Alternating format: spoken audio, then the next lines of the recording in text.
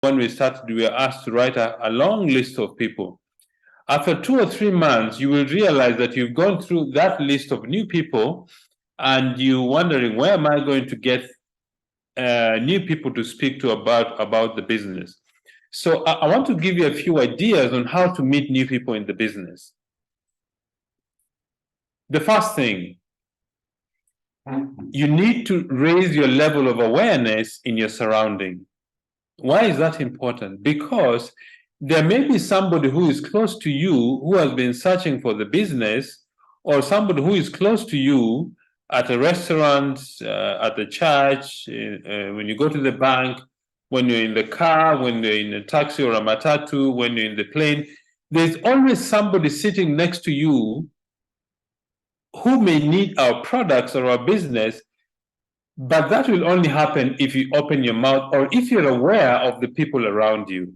So the first step is raise your level of awareness in your surrounding. That's very important. The second thing is start impromptu conversations. What is an impromptu conversation? An impromptu conversation is one which is not planned.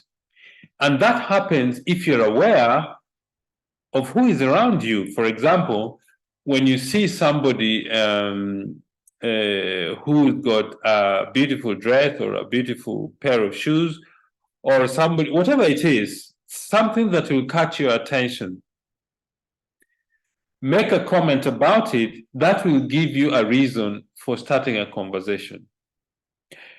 I normally walk around with a book all the time, and I find that the books I am holding in my hands becomes a very good conversation starter, because people ask me, oh, that is a very interesting book. And when that happens, it gives you an opportunity, excuse me, it gives you an opportunity to start talking about different things. Ask the people about themselves. Why is that important? Because the best subject of anybody's life is themselves. So ask people about themselves, what they do, where they come from, and all that. And maintain a genuine conversation by asking open-ended questions, not closed-ended questions. An open-ended question is like, what do you do?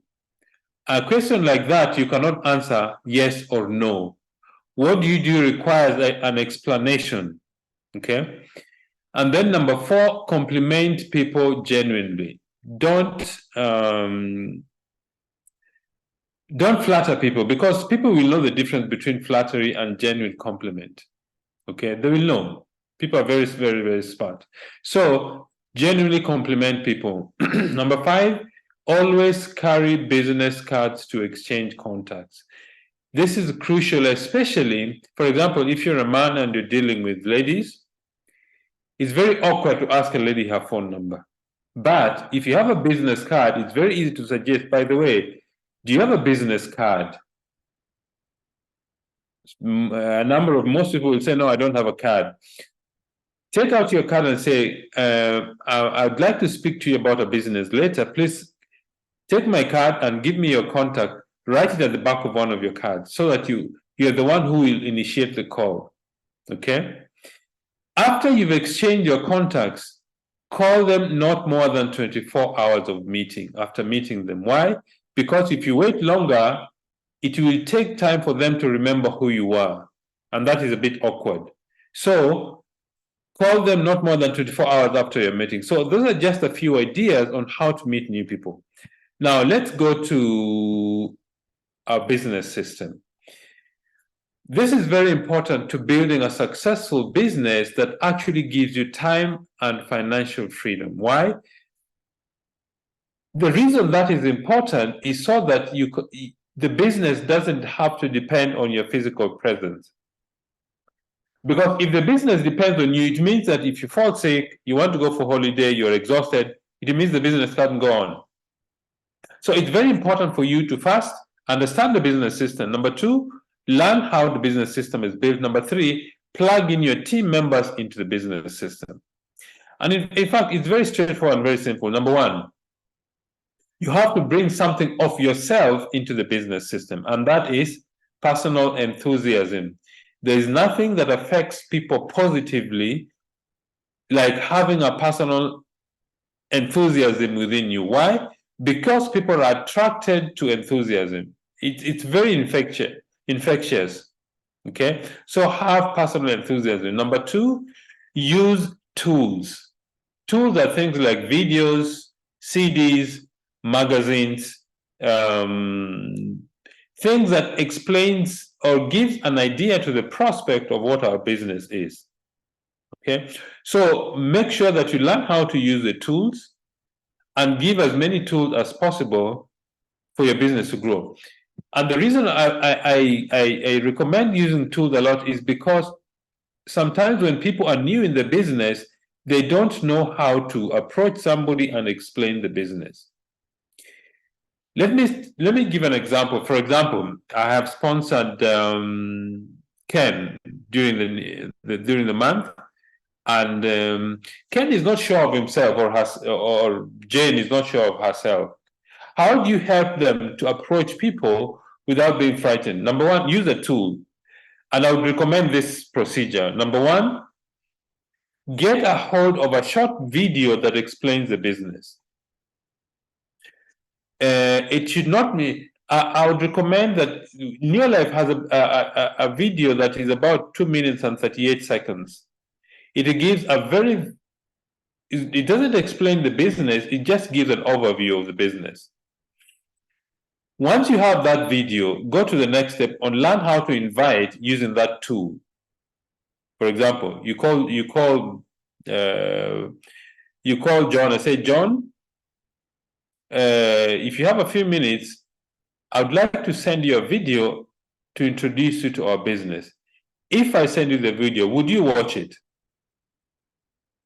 Most people will say, yes, I would watch it.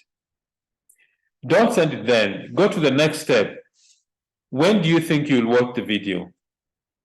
It's about 2 minutes, 3 minutes long.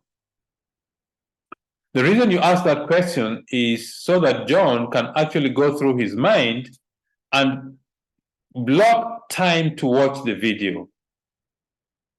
Once they've said to you, yes, I can watch it, I can watch it this evening before I go to bed or tomorrow morning. Don't send it yet. Go to the next step. So you will have watched the video by tomorrow morning. They will say yes. So tomorrow morning, if I call you, we can discuss, we can take the discussion forward. They say yes. The idea behind having the conversation like that is so that your prospect can say yes at least 4 times. Yes, I will watch the video if you send it to me. I will watch it this evening. And yes, if we call you tomorrow morning, I will have watched it. And yes, you can call me tomorrow so that we can discuss it. Okay? So use the tools as much as possible. The third thing about our business system is weekly business opportunity presentations, either by Zoom or in-person meetings. It's very important to have in-person meetings because of social proof. When somebody sees a presentation on the Zoom, they're excited about the business. But when they go to a meeting, when there is person-to-person contact, it gives social proof and their believability increases. All right? So take full advantage of the business opportunity presentation. Number 4 is weekly training events. For example, this event is part of our business system. Or wherever you are, when your sponsor has arranged for a training, make sure you plug into the training system. Number 5 is a monthly recognition rally. One of the most important things that people crave for is recognition. So make sure you plug in all your team members into the recognition. Number 6, the annual Neolife conventions. I saw a lot of very exciting videos about the conventions in Dar es Salaam for the East African region. And one of my friends in Nigeria also sent me pictures of the events they've had in Nigeria. Fantastic conventions. And conventions is where most people actually make the decision to push this business to a new level. So plug in all your people to the conventions. Number 7, the annual team weekend rally. This is normally organized by the different groups. For example, in Kenya, It's organized by the Eagle team in Tanzania also, or in Uganda. Number 8, the team incentive. This is now among the distributors. These are important because it helps to augment or to supplement the incentives that the company has given to different distributors. Okay, so this is what constitutes our business system, and it's very important for you to plug into the system and get all your team members to plug into the system. But this will only happen if you take personal action yourself. The personal action is do the 4 basics. Name list, invite, show the plan, and follow up. Name list, invite, show the plan, and follow up on a consistent basis. Number 2, daily reading and listening to CDs. Number 3, using and retailing products. Once you do these things and you teach your people to do them, the business begins to grow in leaps and bounds. So it's important for us to plug into a business building system, and it's very important to make it as simple as possible. And then handling objections. You see, I think that when you approach people in the business, people have got different responses to your invitations or when you show them the plan. If you're in the business for 6 months, a year, or even longer, you will have come across some of the objections I'm going to mention. Number 1, the products are expensive. I'm sure most of you have had this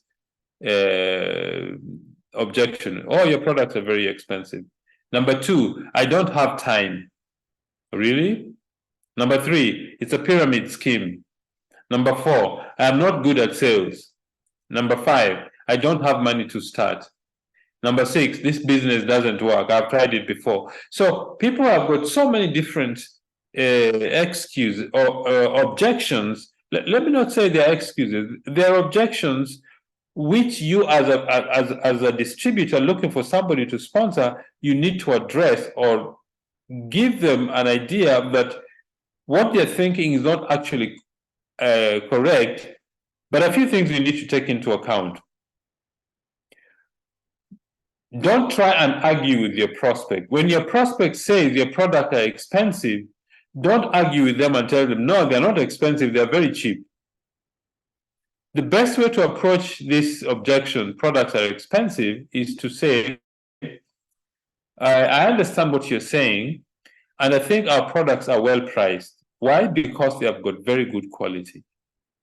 I think when you say to your prospect such a statement, they think twice. The idea is do not argue with their point of view. Just give a counter without arguing their point of view. Why? Because it's in the nature of human beings to try and be consistent with what they say. If you try and argue with them, they argue even further to prove their point. So if somebody says the product is expensive, say, I think our products are well priced for a good reason. They are very high quality products. Okay. Another response you could give, well, if you think about your health, you know, if let me say 3NN costs 2,300 shillings, if it's in whatever your market is, if you fall ill, how much money do you think the doctor will charge you to get you well? Okay. The other objection, I don't have time. You see, this objection is simply gives you the idea that the person has not seen the value in the business. When they say I don't have time, the thing is every single person has 24 hours, nothing more, nothing less. So it just depends on how they allocate their time. So when somebody says I don't have time, we could ask, well, you're working 8 hours a day, you sleep 8 hours. If you watch TV, I mean, the average in South Africa, the average person watches between 18 and 25 hours of TV every week. If you just take a half of that time to build your business, that is enough time to be successful. Okay, so when people say they don't have enough time, they're simply saying they don't see the importance of building this business. The thing to ask them is, okay, If I showed you a way to manage your time and you can increase your income to about something close to your salary, would you look at the business again? You see, when you say it that way, they begin to see a different perspective of the business. Number three, it's a pyramid scheme. I've had this since I started the business. There's a difference between a network marketing business and a pyramid scheme. And the difference is this. Number one, in a pyramid scheme, there's no product or service that is provided. In our business, we have products that we supply to customers: health products, cleaning products, skincare products, herbal alternatives. Number two, a pyramid scheme, the person who starts the whole scheme is the one who gains. In our business, the hardest working person is the one who becomes successful. I mean, Betty and I have got people in our team who earn more than we do. Why? Because they're working harder and they've got a better structure. Number three, a pyramid scheme are not regulated. It's not a business. Our business is regulated by the Direct Selling Association. All right. And by the way, if they want to know what really a pyramid is, look at the government of Kenya, Uganda, Tanzania, South Africa, Nigeria. That's a pyramid because at any one time, there's only one president and a vice president, then ministers, then heads of department. That is the shape of a pyramid. By the way, the pyramid is the most stable structure geometrically. So people say this thing to give it a bad connotation, but our business is a very good business. It's a network marketing business. It's not a pyramid scheme. And the difference is three things. One, there's a product and a service. Number two, it's regulated. Number three, the people who work the hardest become more successful. And by the way, pyramid schemes do not last more than 18 months. Okay. Number four, I am not good at sales. That's a very common objection that people have. But I want to say this, that all of us sell something, either an idea or ourselves or a product, or whatever it is. All of us at one point in our life, we are doing some sales. For example, if you're married, it means you sold yourself successfully to your spouse. Okay? If you have a job, it means you sold yourself successfully to your employer. If you have qualified for a course, it means you sold your understanding of what you're doing successfully. Everybody at any time in their lives was selling something. All right? And the other thing is this, our business is not a sales business. Our business is an education and distribution business. Sales makes a very small part of our business. Most of the effort in our business is training people on products, on how to build the business, and how to be a leader. Okay? So sales makes a very small part of our business. Number five, I don't have enough money to start. A lot of people say this. I remember once I asked somebody said they don't have money to start, and I asked them, if your child was sick now, would you look for the money to take them to hospital? They say yes. So it is that there is no passion and intensity to the business. That's why we say we don't have money to start. The other thing about not having money to start is, in fact, I always like to use the example. Moses Klinogo in Ghana, when he sold the business, he sold his TV and trousers to start the business. People say they don't have money because they don't see the value of the business. That's all. So when people say they don't have money to start, ask them, okay, we have a very good plan for you to get started in the business, even when you don't have money. Give me a list of 10 people and let's talk to them about our products. If they buy the products, I will sell to them the products at the full retail price. The profit you earn from selling to your friends of yours, we put it aside to start the business. There's always a solution if somebody is serious about starting the business. And then the last one is the business doesn't work well. The business doesn't work because they didn't work the business if they have in the business before, because you and I know there are very many people who've been successful in the business. But of all these objections, they can only be boiled down into two issues, only two issues. One is a lack of self-belief. That means the person doesn't see themselves succeeding in the business.